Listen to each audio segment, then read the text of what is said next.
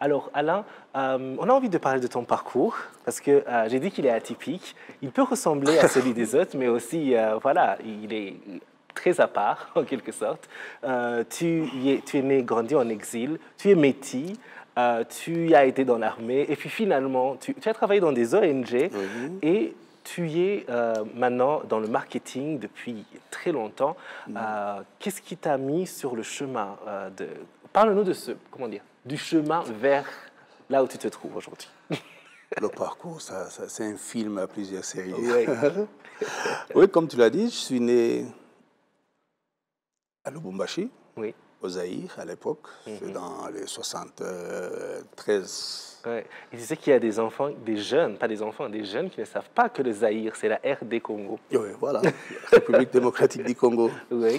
Je suis né là, une maman rwandaise, un père belge. Et ils se sont séparés quand j'avais 5 ans. Et à ce moment-là, on a quitté le Zaïre, Lubumbashi. On est parti à Bujumbura, là où il y avait le père de ma mère, mon grand-père. Oui. Et voilà, donc on a vécu à Bujumbura, Bujumbura précisément à Mungagara. Oui.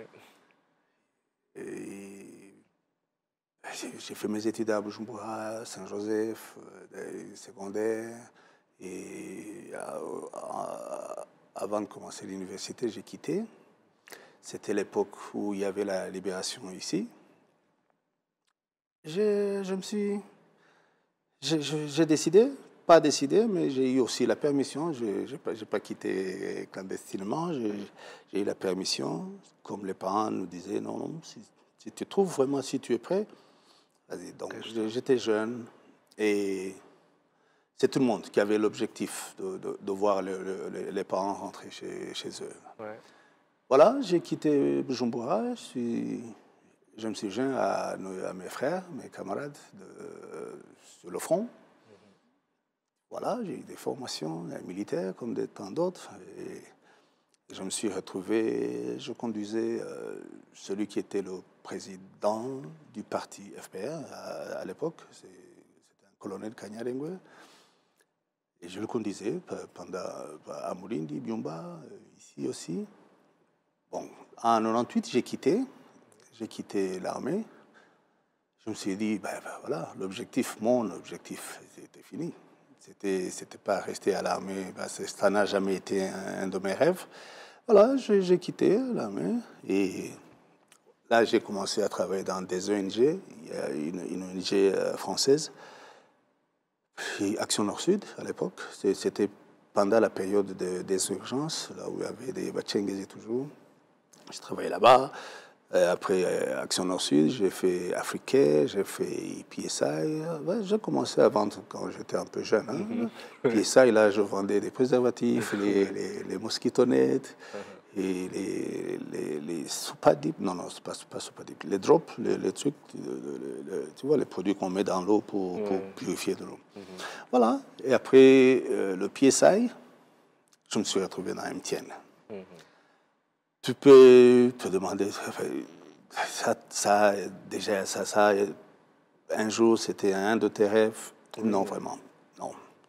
C'est tout à fait différent de ce que je me voyais. Moi, je voulais devenir pilote. Oh. Pourquoi, je ne sais pas. Pilote. Mais là, à mon âge, je ne sais pas si ça peut toujours marcher. Ça, c'était un rêve. C'était un rêve, on ne sait jamais.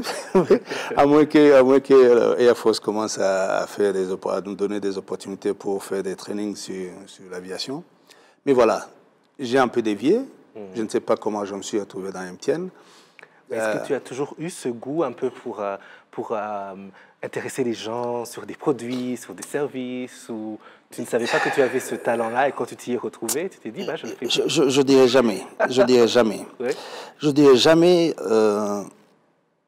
J'ai jamais. Peut-être parce que j'ai toujours été quelqu'un de. Comment on appelle ça? En anglais, c'est people person. C'est quelqu'un qui est toujours avec les gens, qui a des bonnes relations. Ouais, voilà. Je ne sais pas. Et en 2000, il y avait une opportunité à MTN. Il y avait mon grand frère, Albert, Tu connais Albert, Rodatimbourgois? Oui, C'est lui qui fut mon patron. Oui. Et il était le chef, le manager de la communication. Et voilà, il me dit, bah, Joe, il y a une place ici. Tu es intéressé? C'est bien sûr, MTN à l'époque. Oh, ben, oui. Je suis allé, on m'a dit, tu parles anglais? Anglais. Mon anglais, c'était le good morning et le goodbye. Tu vois, garçon de ville, c'était ça. Et voilà, j'ai passé un petit examen. Je me suis retrouvé dans MTN. Voilà comment j'ai commencé dans MTN, dans le marketing. À partir de 2000, j'étais toujours dans le marketing. Malheureusement, je ne sais pas si c'est l'âge ou quoi, il y a presque 2 ans que j'ai quitté. Je ne suis plus dans le marketing. Je suis allé dans CSR et Communication, ça c'est Corporate Affairs. Il n'y a pas une grande différence avec marketing, mais oui, mais là c'est autre chose.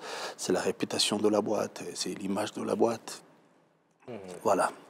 Voilà comme ça je me suis... au plus haut niveau, le marketing. Un tout petit peu. Là, oui. Oui, voilà. C'est bien, c'est passionnant. Je trouve que quelque part, il y a une histoire qui... Il y a plein de... Par exemple, quand on a un public avec nous, parfois on leur demande « Qu'est-ce que tu as envie de faire après ?» Tu dis « Je ne suis pas très sûr, mais on verra. Et c'est en travaillant peut-être qu'on peut trouver sa voie. Et éloignons-nous un peu du marketing parce que voilà, malgré ce travail que tu as, qui est un travail qui t'amène à être très public, tu y es aussi, comment dire, très impliqué dans l'église que tu fréquentes, mais aussi dans ta localité, là où tu habites. Pourquoi est-ce important, cette sorte d'engagement communautaire? Ça vient de, je peux dire, le patriotisme. Le patriotisme, tu as tendance à te donner, à faire le tout en même temps. C'est pas facile, tu peux pas être partout en même temps, mais quand même, si tu es encore jeune, tu as la force, tu peux le faire. Donc, ce que tu peux faire, c'est le moment. Il faut pas attendre demain. Il n'y a jamais demain. Parce que demain, c'est demain. Et c'est ce que le bon Dieu nous a fait, il nous a caché demain.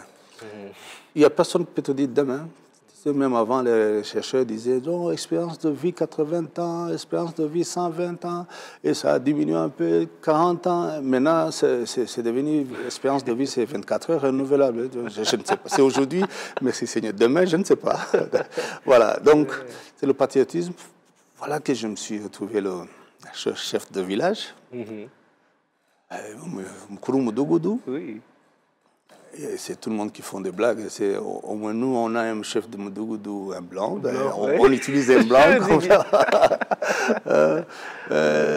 Voilà. Donc, la même chose à l'église, mais à l'église, c'est un peu différent. Là, c'est ma montagne, c'est my calling. Je ne savais pas. J'ai jamais eu des rêves que je serais un jour pasteur parce que j'étais catholique, Moukorezi, un servant à l'église catholique de Bujumbura.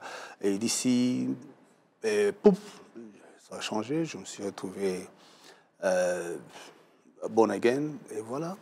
Oui. Je suis devenu pasteur. Et tu as continué à grandir jusqu'à arriver à être pasteur. Oui, et quelque part, je pense aussi que ça rejoint le côté people person, en quelque sorte. Aussi. Et quand on est sociable, ça devient facile aussi. C'est ouais.